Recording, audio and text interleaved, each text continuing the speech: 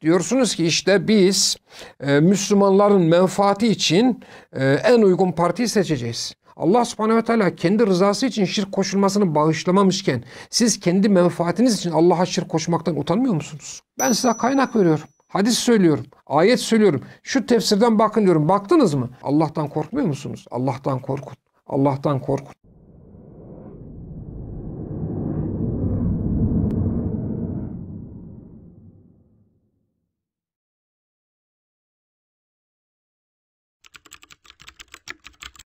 Şimdi arkadaşlar burada ameller niyetlere göredir hadisi etrafında da birkaç şeye değineyim ben. Bu konuyu uzun uzun izah ettik. İrcia saldırılarına karşı şüphelerin giderilmesi kitabında uzun uzun ben izah ettim.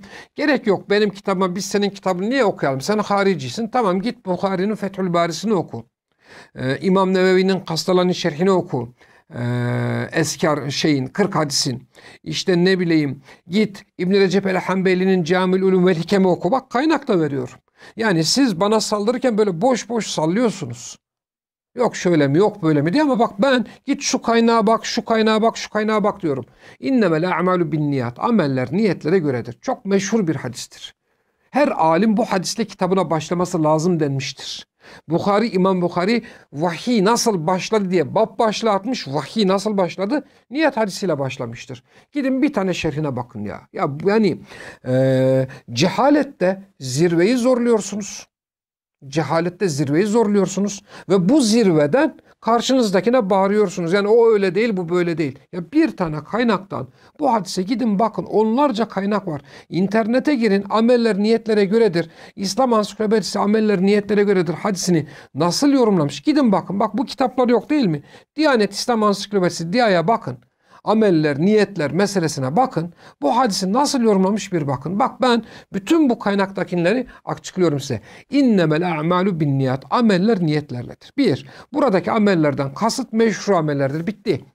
Ben partiye oy vermek şirktir diyorsam sen buradan gelemezsin bana. Çünkü bu hadiste mesele meşru ameller. Allah meşru kılacak. Sen bu amelin meşru olduğunu ispat edeceksin bana. İspat edemediğin sürece niyetimize baktın mı? Niyetimize bakmadan oy atmak şirk mü küfür mü? Sen cahilsin.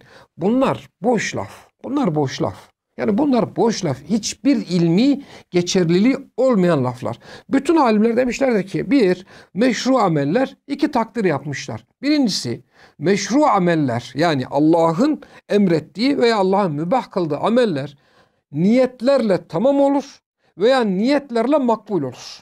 Birinci tercihe göre niyet amelin tamamlayıcısı oluyor. İkinci tercihe göre niyet amelin şart oluyor. Bu kadar basit bir mesele. Ama hiç kimse dememiş ki meşru olmayan, gayrimeşru olan ameller niyetlerle güzelleşir. Arkadaş böyle bir şey olabilir mi? Ben fakirlerin ihtiyacını karşılamak niyetiyle, bak ne kadar güzel bir niyet değil mi? Fakirlerin ihtiyacını karşılamak niyetiyle hırsızlık yapsam olur mu bu? Ölümcül hastalığa yakalandım. Çok büyük acayip hastalığım var. Hastalığımı tedavi etmek için haram madde kullansam olur mu? Olur mu? Ölümcül demeyelim de bana iyi geliyor. Bana iyi geliyor. Ben içmeye başladığım zaman bana iyi geliyor desem böyle bir şey olabilir mi? Ümmetin sayısını artırmak için zina yapsa olur mu bir insan? Yani ne dediğinizin farkında mısınız? Bakın size ben bir şey söyleyeyim. Rızaların en üstünü Allah rızasıdır. Amellerin en üstünü Allah rızasını kazanmaktır. Niyetlerin en üstünü Allah rızasıdır. Allah subhanehu ve teala kendi rızası için şirk koşulmasını bile kabul etmemiştir. Yani siz Allah'tan korkmuyor musunuz? Siz kendi hayatınızın diyorsunuz ki işte biz Müslümanların menfaati için en uygun partiyi seçeceğiz. Allah subhanehu ve teala kendi rızası için şirk koşulmasını bağışlamamışken siz kendi menfaatiniz için Allah'a şirk koşmaktan utanmıyor musunuz? Bakın Allah subhanehu ve teala Zümer suresinde Mekkeli müşriklerin şu sözünü aktarıyor. Ma na'buduhum illa liyuqarribuna ilallahi zulfa. Biz o putlara bizi Allah'a yaklaştırsınlar diye ibadet ediyoruz. Allah'a yaklaşmak için şirk koşmak bile caiz değilmiş. Hani niyet yapıyordu, ameli güzelleştiriyordu. Hani niyet ameli güzelleştiriyordu? Hani şirk niyete göre değişiyordu? Bak adamların niyeti ne kadar güzel. Allah'a yaklaşmak. Bütün Müslümanın gayesi bu değil mi? Allah'a yaklaşmak için adamlar Allah'a şirk koşuyorlar.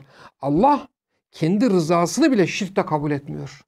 Allah kendine ihlaslı bir şekilde yönelmeyi bile şirkte kabul etmiyor. Siz yok Müslümanların maslahatı, yok beni yöneten olsun. Allah'tan korkmuyor musunuz? Allah'tan korkun. Allah'tan korkun. Yani din diye probleminiz varsa böyle boş boş sallamakla, laf olsun diye böyle Twitter'da tuşlara basmakla bu olmaz yani. Bu olmaz. Bu olmaz. Gidin, ben size kaynak veriyorum. Hadis söylüyorum. Ayet söylüyorum. Şu tefsirden bakın diyorum. Baktınız mı? Elmalılı Hamdi Yazır'dan Tevbe suresinin 31. ayetine baktınız mı? En'am suresinin 121. ayetine baktınız mı? Nisa suresinin 60. ayetine tefsirlerden baktınız mı? Yusuf suresinin 40. ayetine tefsirlerden, Taberi'den baktınız mı? Her şeyi boş verin. Herhangi bir usulül fıkıh kitabı açın. Herhangi bir usulül fıkıh kitabı. İnternete girin. Usulül fıkıh kitabı diye yazın. En ucuzunu alın. Ertesi gün evinize gelsin, açın. Hüküm bahsini bir açın. El-Hakim bahsini bir açın. Bütün Müslümanlar ittifakla icma etmişlerdir ki hüküm sadece Allah'a aittir. Teşride tek kaynak odur. Ondan başka kaynak kabul etmeyin. Açın bakın. En ufak bir usulü fıkıh kitabına bakın. Bu da bu kadar yeterli olsun inşallah.